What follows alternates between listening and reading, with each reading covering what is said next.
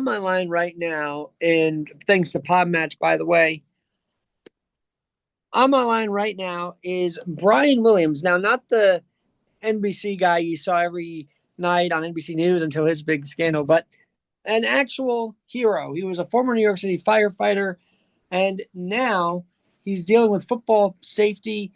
I read his bio through Podmatch, and I said, I've got to have Brian on. So, Brian Williams, the hero firefighter, thanks for joining me today. Oh, thanks for having me, Alex. Appreciate it.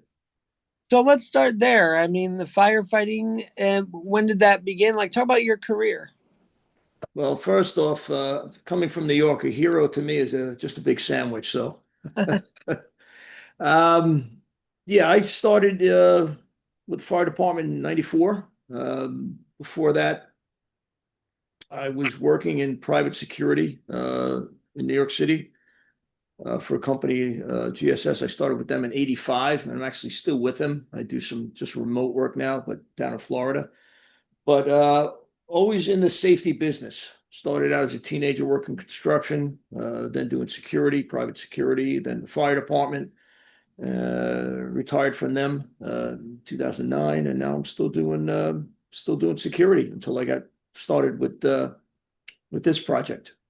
So you were there through 9/11, and it's 25 years. Can we Yep. cover that? I mean, that trauma, that experience. What role did you have? And you lost 343 of your brethren that day. A little bizarre. I always credit a friend of mine, Willie Padilla, was a lieutenant, but he's also a contractor. And I think if it wasn't for him, my lungs would be a lot more damaged because he was the one that pointed out all that dust was just crushed glass and concrete. So he kind of like beat it into us about wearing a mask, any type of mask, like paper masks, painter's mask, anything. So I honestly, a lot of it's a blur now. It was just you go to work. The first 2 weeks we thought was going to be recovery because we knew there'd be giant voids, and we thought for sure we were going to find someone, and we didn't. And then after that, it just became a blur of going 12 on, 12 off, 12 on, 12 off. So you work the firehouse 12 hours, then you work down there for 12 hours, Ugh. you And know? the ladder you were at, just to let us know which ladder.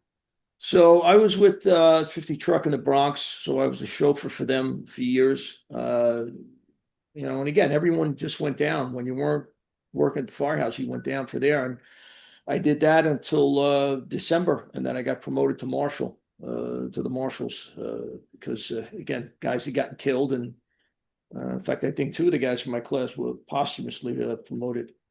So it was, again, you just kind of like you're going through the motions. We were so tired. But it was just a very strange time. So I always like to say, depending on you know where you are faith wise, it doesn't really matter. But one of the things that does stand out to me, and some people have seen the documentary, but most people have forgotten about it. The first day that we got down there, because I had to work that night, so I was down there the following morning. My first impression was, where is it? Where is everything? The giant building, and I expected a bigger pile, not realizing everything was pulverized and forced down into the sublevels. But in the middle of all that debris, there was one story of an elevator shaft, and what I didn't realize, the fire exit next to it. So one story is about 15, 20 feet, depending on the buildings. And just standing in the middle of all that debris. It shouldn't have been there. It should not have stood. It should have came down with everything else.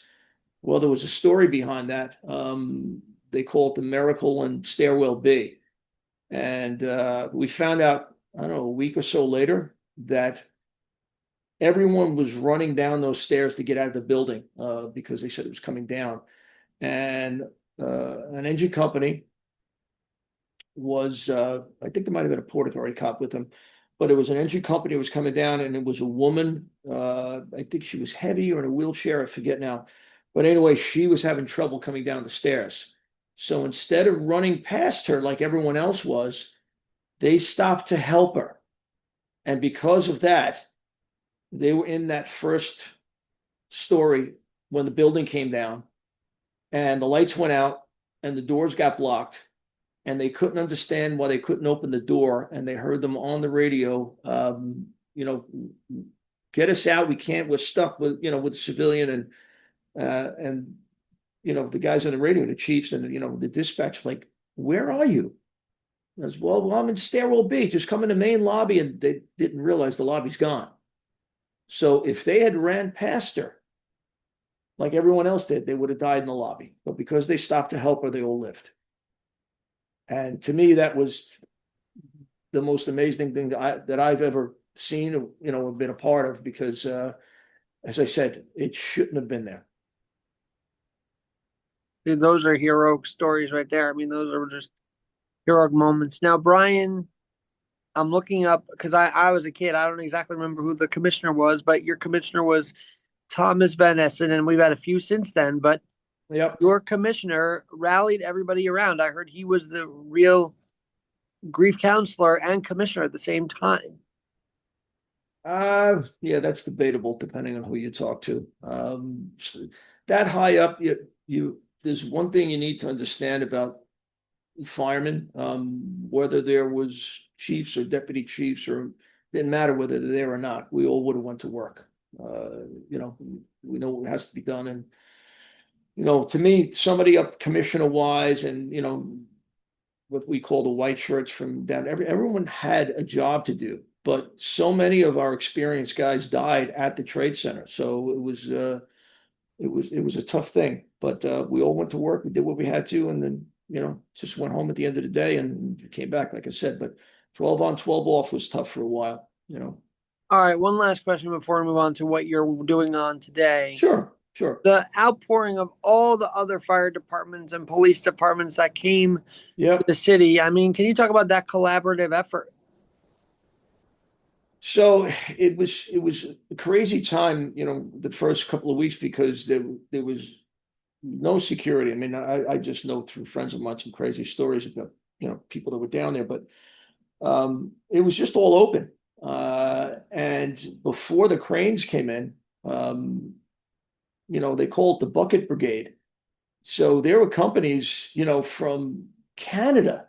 I met a company from Canada that was down there, and there was, you really couldn't, bring any equipment in. So basically, again, they called it the bucket brigade, and it was just that guys were digging with their hands, filling up buckets, compound buckets, 5-gallon buckets with rocks and debris, and just passing it down the line, just trying to get stuff out of there, just trying to look in a hole.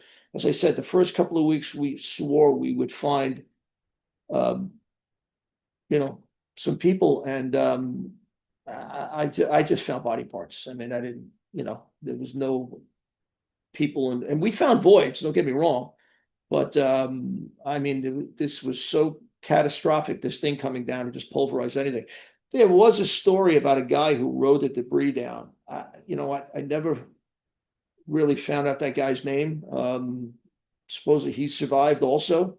Got messed up pretty badly, but like I said, I know for sure about the guys in Stairwell B. Like I said, I saw them, and I saw the documentary, and I saw it myself. It was a pretty amazing thing. But yeah, we all worked together, did what we had to. But once the cranes came in, we had to pull out of there, and then it just became a watch.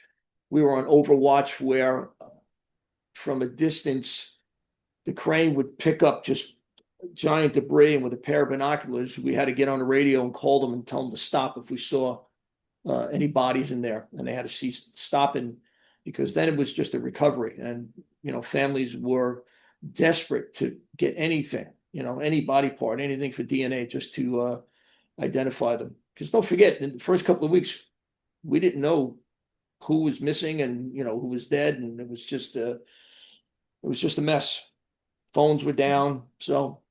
Don't you find it incredible that 25 years later, this country is not as united as it was? Like, it's just that moment, there was so much unity. Now we're all at each other's throats. Oh, I know. And it is sad. When I finally, Alex, one thing I got to tell you, that when I did finally get to go home, and it was tough because the first few days the cell phones were down. My wife couldn't reach me. She didn't know what was going on.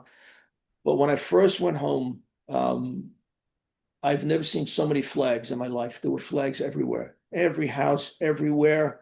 Um, there was no road rage, people holding the door for each other. I mean, stuff that, you should be doing anyway.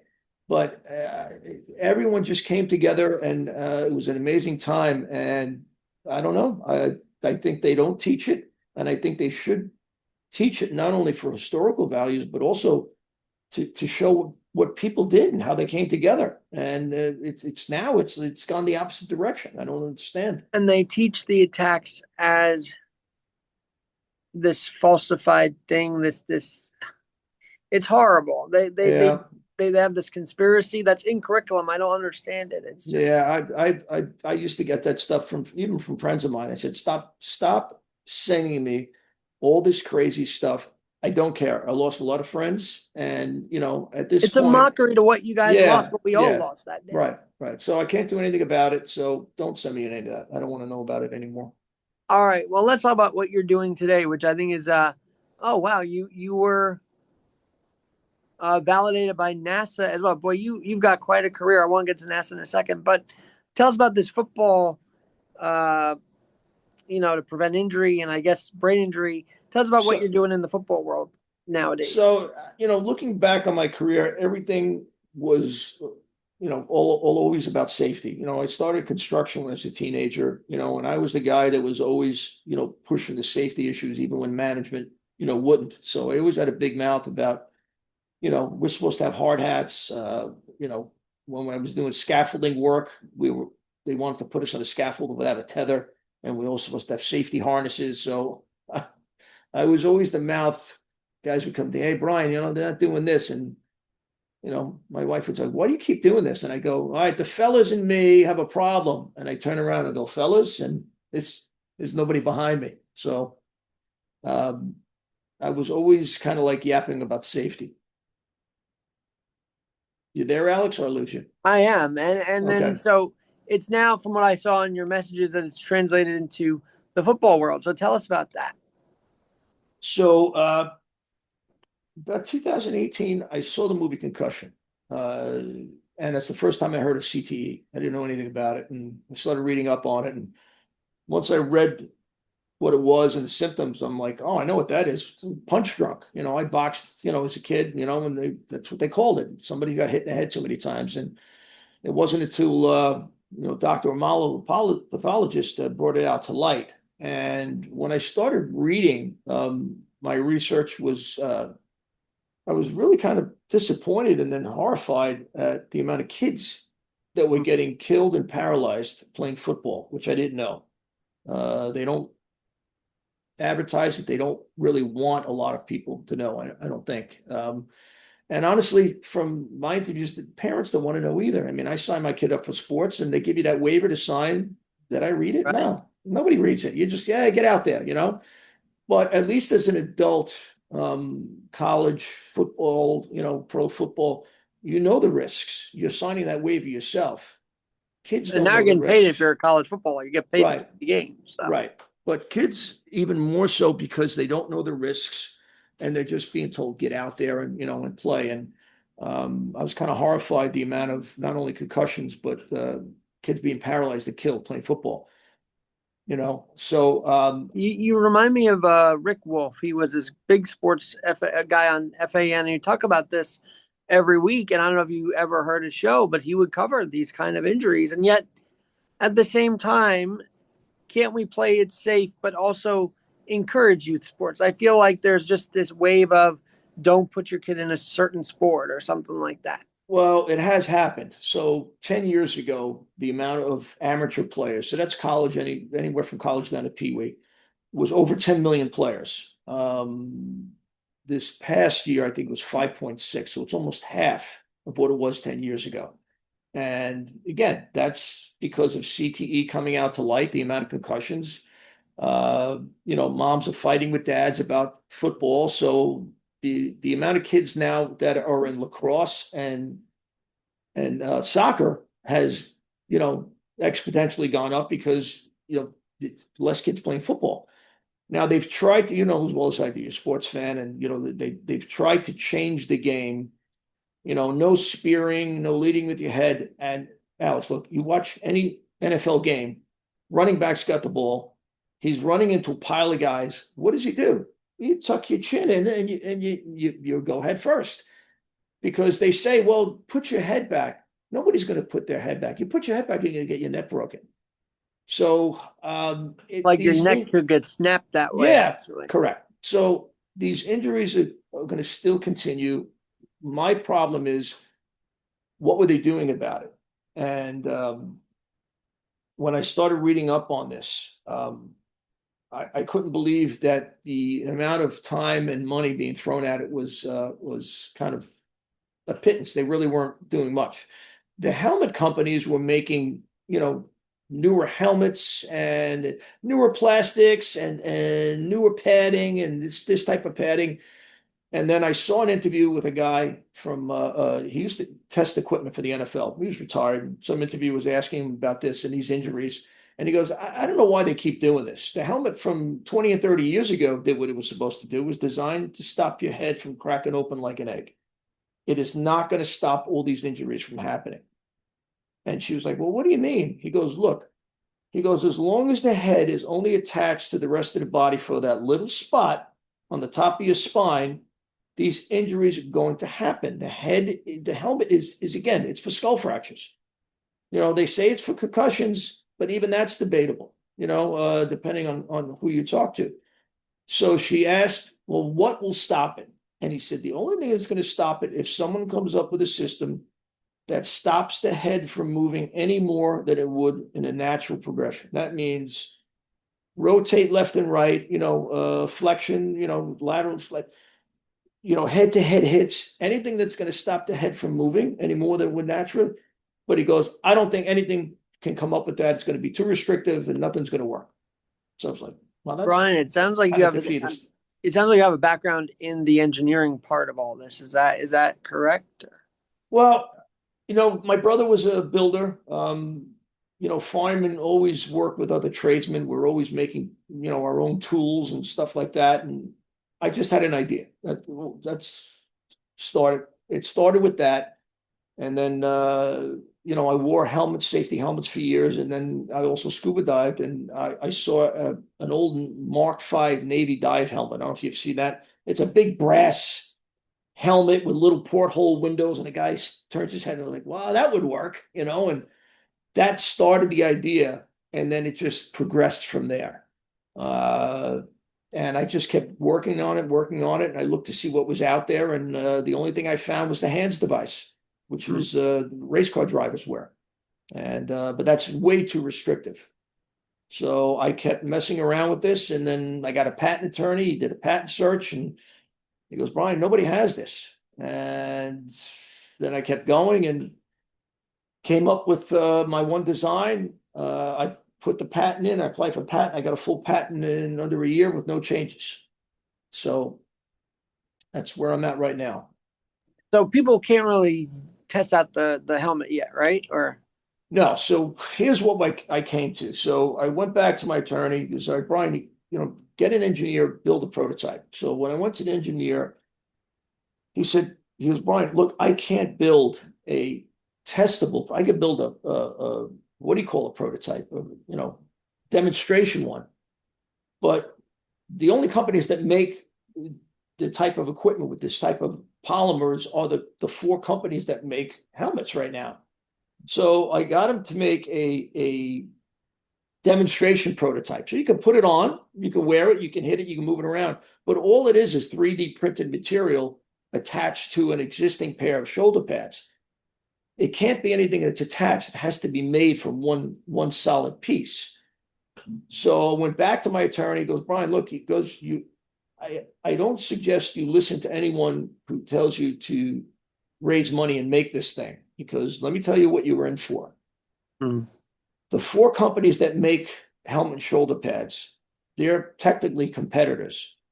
You try to open up a company to make this thing, you're not competing with them, you would bury them, because you didn't make a new helmet, you didn't make a new shoulder pads, you made a three-piece system. One doesn't work without the others. Hmm. So they would band together and fight. Half of your money raised would be battling them in court. Not to mention how long it's going to take you to make this. And ultimately, if it's kids that are going to benefit the most, and I look to do this for money and raise money, and I'm going to be a CEO in New Elon Musk, and I'm going to make, billions of dollars. By the time that gets, even if I do get to that point, how many more kids are going to die? How many more kids are going to get paralyzed? How many, just so I can make more money? There's 4 companies now that make safety equipment for football players. All I'm trying to do is get their attention Well, it to sounds sit like with to me me. you're trying to, and it says on your bio, you're trying to create this sort of campaign for change. A If you buzz, can't, yeah. if you can't do the prototype, at least advocacy is what you're looking for or looking to do. It sounds like. Correct, because I don't want to make this. I want them to make it because, in fact, I don't want one company to make it. I want them all. I'm not looking to put anyone out of business. I'd rather all 4 of them. Everyone's got their own favorite helmet. Hey, they can all make this. But Hmm. if they won't even sit down with me, they won't even respond. I'm an outsider, I'm an unknown. They probably just that. If it would have came from MIT, they'd probably take a look at it. But because of this, look, every inventor wants to say, "Oh, their thing is going to change the world," and look, I'm no different. I'm saying, it'd be great, but you make it. Most people that go into inventions, they usually raise money. They go on Shark Tank. Well, those are the people that are looking to manufacture. I'm not looking to manufacture. It's going to take too long. It's going to take too Hmm. much time. And ultimately, the kids that need this the most they're the ones who are going to suffer for this. So I need to get their attention. And if they, just to show what's going on right now, and if you follow football, right? If someone came to me and said, Brian, you know what? It's not going to work for this reason, and show me. And and then I'd go, okay, yeah, it's not going to work. Okay. So what do you guys have? Hmm. All the money this industry generates and all the smart people you have, a guardian cap, a piece of material with more padding that goes on the outside of the helmet. That's the best you can come up with. And the NFL tried this as well, or is trying it as well, I believe. So. So the guardian cap came out, and depending on who you talk to, they're making claims of 50% reduction in concussions.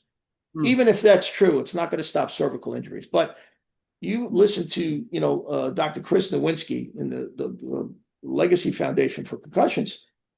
He's adamant that not only do they not work, but it's going to cause more damage because it's a false sense of security. Hmm. And then he wanted parents to know that the ones that you buy for your kids, it's not the same ones the NFL players are wearing. Right. So it's this whole debate. If you look at what needs to be done, it needs to divert all the energy, not more padding. It's more padding, it's more padding, and more padding. Well, you're still going to get the same injuries. So if you look at Dean Sicking, is a guy, it's a professor. He just got an award from NASCAR. So the consultant that did the simulation testing on my device, said, Brian, look at this guy, Dean Sicking. So every NASCAR track has what they call a safer barrier. The cars used to hit the walls and it was a solid wall, and the cars would disintegrate, so it was really, so he came up with a device. He goes, Brian, look at the safer barrier. All it's doing is taking the force of that impact and redirecting it somewhere else. Hmm. He goes, that's what your collar is doing. He goes, I'm redirecting the force instead of it coming down onto a guy's head into his spine. It's going into a cowl on the shoulder pads, which in turn pushes it down onto the shoulder. And it's also spreading it around 360 degrees as opposed to just that one little spot on the top of your spine. So you're also diffusing it.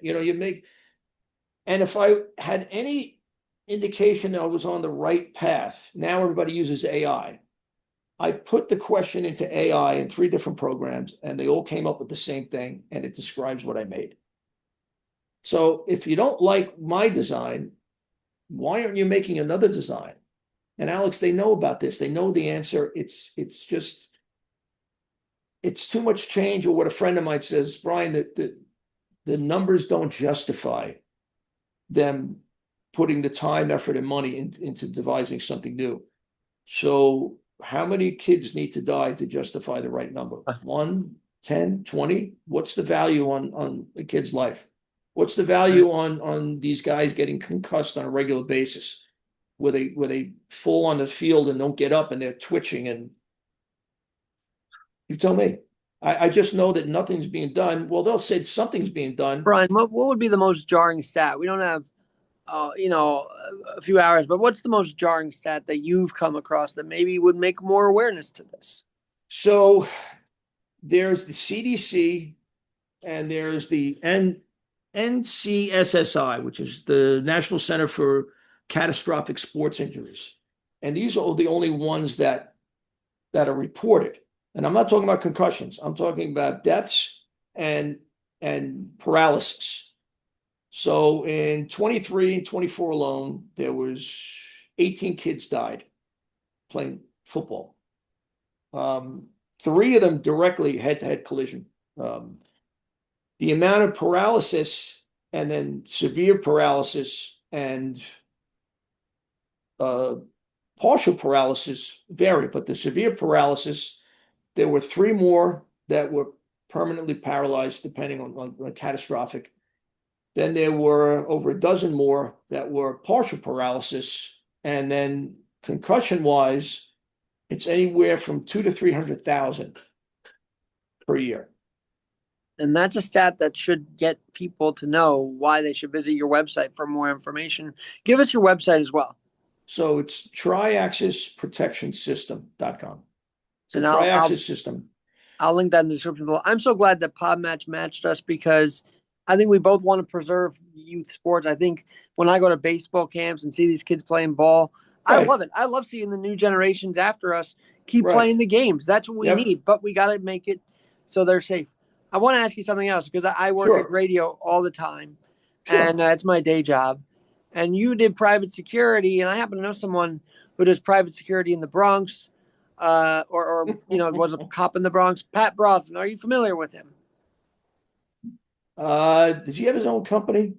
Brosnan Risk and Consulting. Yeah. I know the company. So I'm from the Bronx, and then I lived there. That was born and raised, and then so I know the company. I don't know him personally. The company I worked for did a lot of film premieres, fashion shows, private parties. I mean, I started with them in nightclubs, and that didn't last too long. I wasn't crazy about that, But but when you said Bronx, I'm like, oh, maybe he knows Pat because there's always a connection between yeah, cops and firefighters. right. He probably knows, the company I work for, GSS. I mean, I think we crossed paths, but I've been out of that, I've been out of the city since 2009.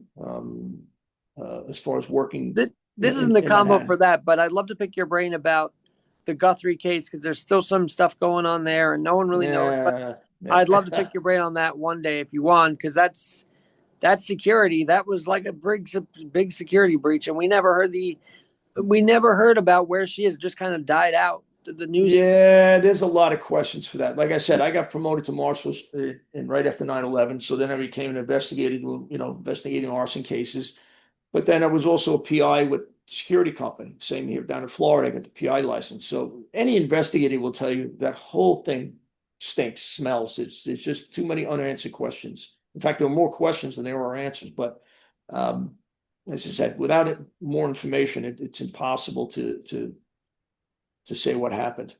A couple of things. Do you still go? I know you're in Florida, but do you ever visit the site, Ground Zero? No, No, right? no, I won't go down there again. I heard it's a tourist trap, and It's horrible. They're taking yeah, selfies in front of I the can't, ground. I can't go down there for that. And then on the brighter note, though, the Yankees did bring something, in the Bronx. The Yankees Yeah, did bring yep, something that year. right. I mean, did you get to go to any of those World Series games? I mean, it was an emotional time when the Yankees made that that run. Yeah, it was that. To be honest, I just didn't want to talk to anyone about it. I didn't want to, it became a thing more of a, I don't know. The only ones I wanted to talk about it with other cops and firemen that were down there. Then we'd sit around and talk about it. But otherwise, people, it's like the people that stopped for car wrecks. What was it like? Like, what do you say to somebody that's just curious about, I don't know. I think some people were looking to see about more about the blood and guts than they were about us working together. And I don't want to put you in a tough spot, but I do feel like the FDNY and even the NYPD, the the FDNY has gotten a little bit more woke with the way they do things. Like, have you noticed this stuff or Yeah, what? I'm not. I'm again. So I broke all the new guys in where I worked, and and this is going back a few years. One of the young guys called me and said, B, I miss you, but I'm glad you're not here because what's going on now? You'd get yourself into trouble. They wouldn't tolerate anything about what was going on. Like I said, I know things change, but I just remember it the way it was when I worked there. So um, I don't know what they're doing now. I really don't. Most guys I know are retired. So Do you follow the city at all? Like, I mean, I'm sure you know who got elected mayor and all that. I'm sure you have a pulse. yeah. I still read. It drives my wife crazy. Every day online, I got to read the New York Daily News and the Post. I have to, and I'll go crazy knowing what's going on, the changes they made, and you're still there, obviously. So Yeah.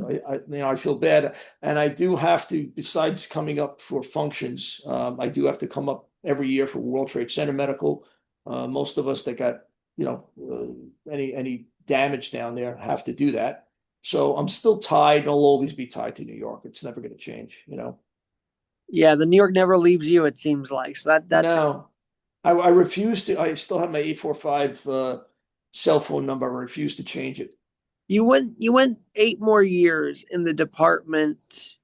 Was that because you felt you had to keep the legacy of those who had fallen going, or what was there a drive to honor those that were killed that day by still being a firefighter? Well, I mean, I finally got forced out. So, you know, they picked up on a medical with my lungs. So I didn't want to go, and a lot of guys don't want to go. And somebody said something interesting. I had gone out with a back injury, like 2005 or whatever, and then get back to work. Went back and the doctor said to me, she goes, you firemen are just, I've never seen anything like this because she had a private practice. And she goes, the handful of guys that don't have any issues, that never really worked in the field, are always, skirting work, they're trying to get out of the job with no injuries. You Sure. guys that have major injuries are doing everything you can to stay on the job. And Mm. to me that's I don't see that anywhere else. So for orthopedic things, they would try to help you if you want to stay on. But after 9/11, if you had any heart or lung issues, that you were out. They wanted you gone. They don't want you anywhere near fires and smoke or anything else. Wow. Well, Brian, this is some insight into the FDNY. And look, we love our bravest, we love our finest, right? We'll never, but sometimes it's the leadership that needs to be fixed a little bit. So, Yeah, I mean that's politics, which is why a friend of mine, Billy O'Connor, was lieutenant. He said something funny one day. He goes, I stole this line from Harley Davidson owners, but I'm taking it for me. And the line in Harley was, I love my Harley, but I hate Harley Davidson. So he changed it to, I love the firehouse, but I hate the fire department, meaning I hate the politics, and like nobody wanted to go down and work at headquarters because it was all political. But I think that's any organization or any institution. You get out and you work. It's working with the guys. I mean that's what I miss. do you feel like, and we're getting a little cultural before I let you go, shows like Chicago Fire and all this, are they accurate portrayals of what goes on in the firehouse? Or So I'll give you a story. A friend of mine, Terry Quinn, was a consultant for Rescue Me that used to be on the Dennis Leary show. So there was a charity function. They asked me to go, and I went with my wife. They wanted me in Class A uniforms, and he brings over Dennis Leary, and he goes, Brian, is Dennis Leary? Yeah, I know who he is. He goes, hey man, how you doing? He's like a real animated, colorful guy. So what do you think of the show? And so I said, yeah, my wife likes it. He goes, all right, I see you have some problems here. What's the problem? I said, Dennis, I understand it's Hollywood, but every fireman I know is a married guy working 2 jobs with 3 kids. On your show, no one's normal. They're all crazy. He goes, Yeah, nobody's going to watch that. So, yeah, it's ridiculous. It's the same thing. You talk to any cop that watches the cop show. That's not what they do, and it's entertainment, you know. So it is what it is. Well, we got to keep your, have people call you up and get your perspective because you got a lot of stories to tell. I am sure, Yeah, yeah. It's I've had a colorful and career, it's not but just the typical, saving the cat from the tree. There's some real no, stuff no. you guys did over those years. I am Yeah, sure. yeah. All of us, we all did our time. But like I said, now I'm on to round two, and I'm just trying. Again, I don't know where this came from, but I'm just trying to Oh yeah, did your get kids ever something play done. sports? I mean, growing up, did your kids play sports? Yeah, not football, but hockey, soccer. You know, I played when I was a kid, but I was too light in the ass for that, so I went to hockey. So that was the sport that I liked. That's why I'm a All big right. Ranger fan. Did you ever play in the FDNY NYPD game? So no, those were the A team. I was not on that level. So the A team, a lot of those guys before they joined the fire department, they were on semi-pro teams. They were really good players. So I played on what they call battalion teams. Every firehouse and would get together with a couple of folks, had a battalion league. And even then I got tossed around by these young guys. So it's my time doing that was only for a few years, but I had fun. Well, You know. my dad was a hockey guy and he installed rollerblading for me, so I feel very Oh fortunate yeah. to have a hockey background. So, Yeah. all right. Well, Brian, this was really meaningful to have you on, and let's do this again soon. I don't know if you want to open up more as we get toward the anniversary. I don't know how talkative you're going to be around then, but would Sure. love to have you back on because look, we need to hear from the real firefighters, real cops on the ground, not this nonsense curriculum they start to teach these kids. I mean, that's the problem. Yeah, yeah. And thank God for Frank Siller and Tunnel to Towers. I have to say, they really are preserving this You history. give them money every month. I mean, they're and they show where all the money goes too. I mean, they're really, really doing making a difference. So it's a great guy, Stephen. All right. Well, Brian Williams, thanks for your insight today on One Leg Up Alex Media. Thanks, Alex. Appreciate you having me on.